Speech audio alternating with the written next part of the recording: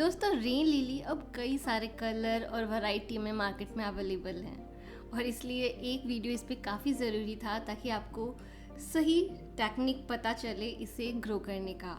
आप rain lily को bulb से भी ग्रो कर सकते हैं और साथ ही बीजों से भी ये बड़े आराम से ग्रो हो जाता है। इस वीडियो में मैं आपको दोनों से ग्रो करने का प्रोसेस बताऊंगी। चलिए सबसे पहले बल्ब से ग्रो करने का प्रोसेस देख लेते हैं।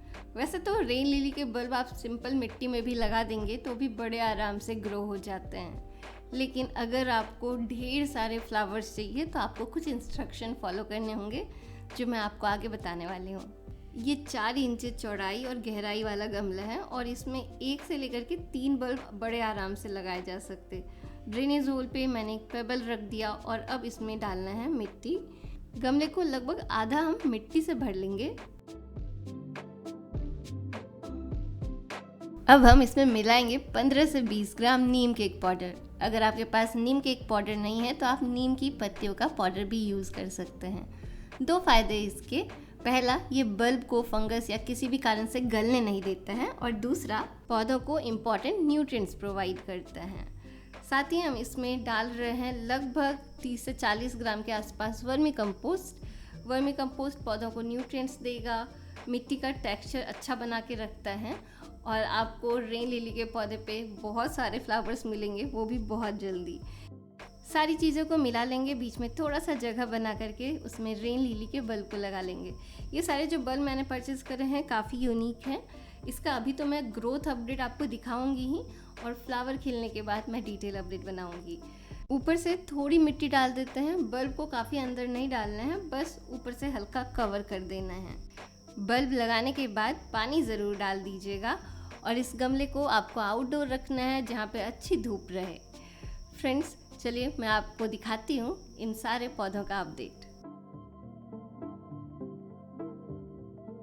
ये रहा आपके सामने चारों बल्ब का अपडेट। 8 दिन हुए हैं लगाए हुए और काफ़ी अच्छे से सब में ग्रोथ स्टार्ट हो गई है। फ्रेंड्स रेन लिली बल्ब को लगाने के लिए मार्च से लेकर के अगस्त तक का महीना बहुत अच्छा रहता, उसके बाद भी आप आराम से लगा सकते हैं, बस ग्रोथ थोड़ी स्लो होगी। चलिए अब बात कर लेते हैं बीजों से लगाने के तरीके पे। सबसे पहले तो या तो आप ऑनलाइन बीज खरीद लीजिए या फिर आस पड़ोस में रेन लिली है तो उस पर सीड पॉट लगे होंगे, उससे बीज कलेक्ट कर लीजिए जैसे मैं यहाँ पे कर रही हूँ।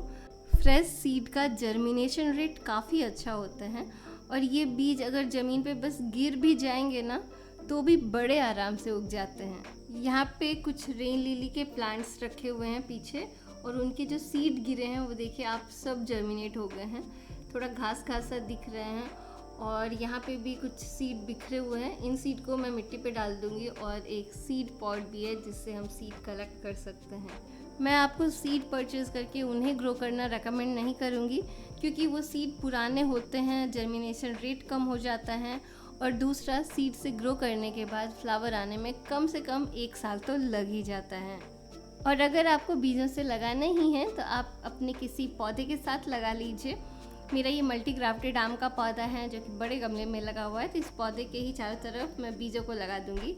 सबसे पहले तो मिट्टी को हल्का कर लेते हैं और फिर इस पे बीजों को छिड़क करके मिट्टी के साथ हल्का मिक्स कर देंगे जिससे बीज मिट्टी से दब जाएं।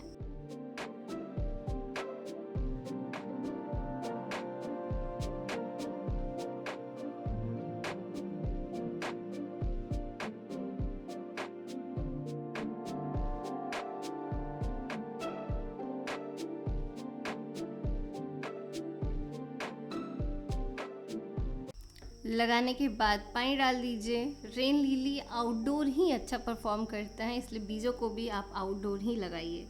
3 जुलाई 2021 को बीजों को लगाया था, आज है 12 जुलाई 2021। आप छोटे छोटे जो उगे हुए पौधे हैं वो देख पा रहे होंगे। ये रहा 15 अक्टूबर 2021 का अपडेट। पौधा अच्छे से ग्रो हो गया है। कोई भी स्पेसिफिक फर्टिलाइज़र मैंने इसमें नहीं डाला है। जो भी आम के पौधे में फर्टिलाइज़र पड़ रहा है वो रेन लिली को फ़ायदा करता है। ऐसे ही गार्डन में आपने अगर रेन लिली लगाया हुआ है तो जो नॉर्मल फर्टिलाइज़र आप गार्डन में डाल रहे हैं उसी से रेन लिली आपका काफ़ी अच्छे से ग्रो हो जाएगा। अब हम आ गए हैं अगस्त 2022 में। ये रहा आपके सामने ब्यूटीफुल अपडेट। फ्रेंड्स मैंने कोई भी rain lily specific fertiliser use नहीं किया है। जो फर्टिलाइज़र मैं अपने गार्डन में रेगुलर बेसिस पे यूज़ करती हूँ बस वही फर्टिलाइज़र यूज़ हुआ है, जैसे कि कभी सीवीड, कभी बायो एंजाइम या कभी वर्मी कॉम्पोस्ट। बीजों से आप नॉर्मल वैरायटी ग्रो करने की कोशिश कर सकते हैं, और अगर आपको रेयर वैरायटीज़ ग्रो करनी है तो आप बल्ब से स्टार्ट करिएगा। दोस्तों, गर्मी और मॉनसून में गार्डन के छोटे छोटे स्पेस को कलरफुल बनाने में रेन लिली से बेहतर ऑप्शन तो मुझे कोई नहीं लगता। आप ज़रूर ग्रो करिए रेन लिली अपने गार्डन में।